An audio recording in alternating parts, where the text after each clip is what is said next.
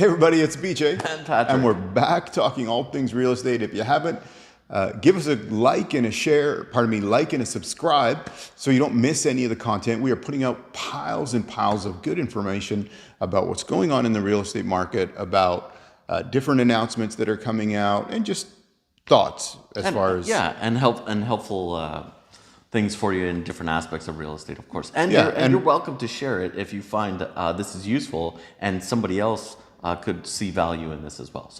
So we're going to get into some headlines today. Oh, this is a juicy one. So specifically, this is an article in the Times Colonist, which is the local Victoria newspaper.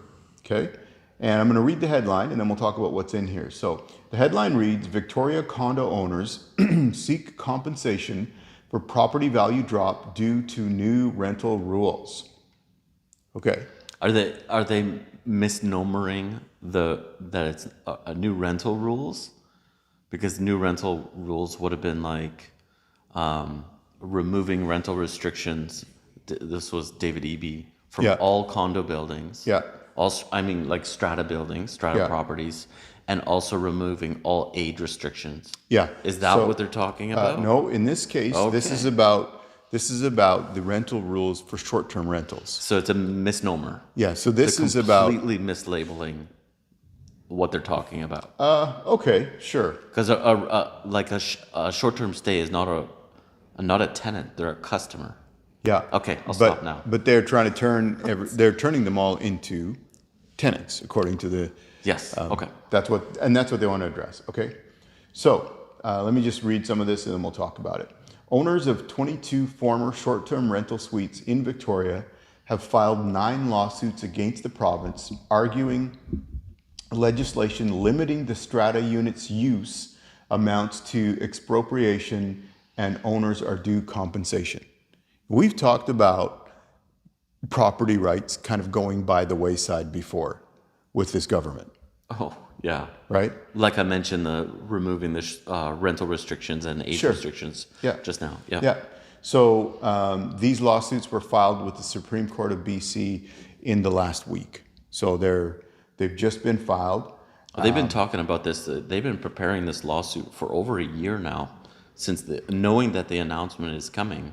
Yeah, this isn't the only one. So this is another one. Close to 300 owners challenged the new rules in a separate court action earlier this year, leading to a judicial review in June in the Supreme Court of B.C. and a decision has not yet been released. So that's already in the works and has already happened, and it's in review or whatever they're doing with it. And that sounds about the number of condo units that would have been purpose-built at that time. Right. So that's separate than what we're talking about here. Okay.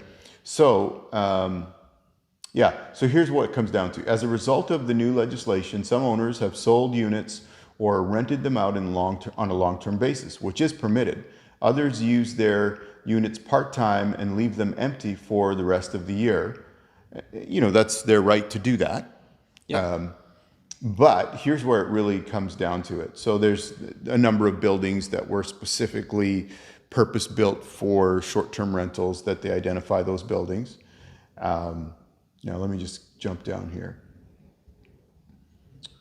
Okay.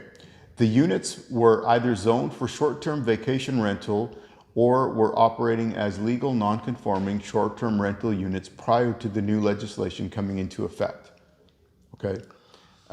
And for them being a legal non-conforming, so the city of Victoria canceled this zoning some years ago. I can't remember if it was like 2017 or 2018 or thereabouts. So they extended some grace to canceling the short-term rental allowance to allow grandfathering, and their grandfathering rules allowed if you were not using it as a short-term rental for up to 6 months, but if you went past 6 months, you would lose your grandfathering status. Okay, yeah. So anybody purchasing after that time really should have been aware of this. Right. So I think going into it. Okay. So presumably these people are in the grandfathering phase. You would, yes, all of them should be. Right. Okay. So here's what they state. Owners have lost rental revenue and their properties immediately declined in value because of the new rules, the claim says. All the claims say the units were purpose-built for short-term rentals and are not suitable for long-term residential use. Does that sound familiar? Because I think we've never mentioned that before. Yeah, right? Have we not said exactly that same thing? Yeah, so obviously they're going to lose value. Right? And you're talking about micro condos without parking. And storage. Right. Or So- a combination of the two, yeah. Yeah. They're limited, yeah, absolutely. Yeah, so to put that in perspective, 409 Swift Street has a 420 square foot property assessed at 360. Like, who's buying a 420 square foot condo? How do you live in that? Right. Right. Okay, so here's the rest of it. So claimants say the properties were designed based on permitted commercial use, constructed, financed, and acquired at amounts that cannot be maintained without that use. Owners are asking to be compensated under BC's Expropriation Act for any drop in the value of their properties after the new rules came into effect. The province has not yet responded to the suits. It seems like a reasonable ask. Like, I know we were talking off camera and I thought, oh, wow, so they're not trying to fight to change the rule back to allow short-term rentals. To you had your rights taken away. I want my rights back. Yeah. So instead of fighting for that, they would rather just walk away from the whole thing altogether. Right. And get some money. I think this is probably the most realistic ask that they could do, and hopefully they do get compensated by that act. But we'll see what happens. Yeah. The thing I appreciate about this is that somebody is standing up to say, look, you just can't, arbitrarily make these decisions that infringe on our property rights. I know, I think since Victoria's canceled, there has been some lawsuits against the city of Victoria by individual owners. Right. And there hasn't been a winning case so far. And I don't know all of the details. I'm just aware that has happened. Yeah. But think about it this way. Let's say for in the pursuit of building or making more affordable housing in whatever area that we're talking about, and you owned 10 acres of farmland, 20 acres, 50 acres of farmland, right? And your livelihood is farming this land and selling food and getting it to the market, whatever. And then, so for, again, going back to affordable housing, your land is going to be expropriated from you. You're going to lose the use of being able to use it as farmland, but we're going to make it into a high density residential area, but you're not allowed to farm it anymore. Right. They're taking away your livelihood right off the bat, right? Sure. So it's kind of like, whatever, it doesn't matter if it's a short-term rental, if it's a farm, if it's any kind of business, and the government just steps in and said, well, you know what? We have a housing crisis, we have an affordability issue, and for the sake of collectivism, that everybody should be offered affordable housing in this particular location. It's almost like asking for, Victoria is kind of one of the nicer places around in Canada, possibly. Yeah. The weather's pretty good. I can make an argument there. Yeah. And then all of a sudden it's like, well, we need affordable housing in Beverly Hills. This just sounds ridiculous. Well, and the thing I come back to is, look, if I bought this property in good faith, based on the legislation and based on how this is, and maybe this is part of my retirement. Like a farm, like a commercially zoned property, this is no different. But, and in this case, there was no consultation.